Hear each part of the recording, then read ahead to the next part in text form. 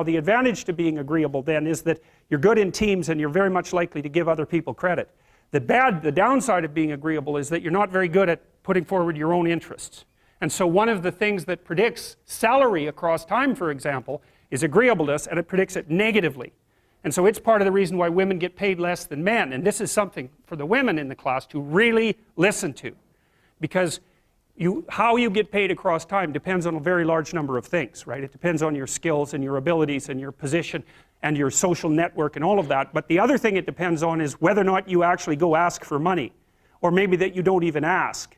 Because actually you don't ask for money. You tell people that you need to be paid more or something they don't like will happen. And I don't mean as a threat. I mean that you have to be willing, when you're negotiating, to have an alternative. You go talk to your boss who isn't going to give you money because everyone wants money, right? It's a competitive game. You're going to have to go there and say, look, here's what I do.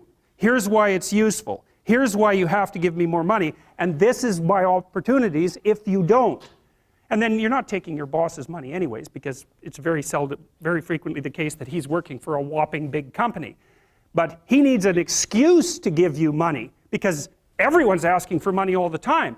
And so you have to put your case forward powerfully and disagreeably. Now, you don't want to do it too disagreeably because then he's going to think that you're a son of a bitch and maybe he's not going to give you anything and maybe you'll get fired for being mouthy and all of that. And that certainly happens to people who are too disagreeable.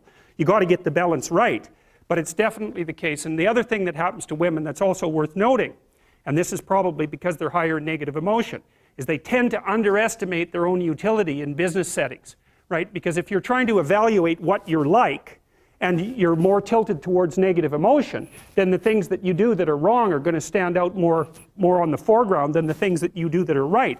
So if you go into a negotiation and you're uncertain already because you have self-doubts, and then you're agreeable in the negotiation, what's going to happen is that you're not going to win as often.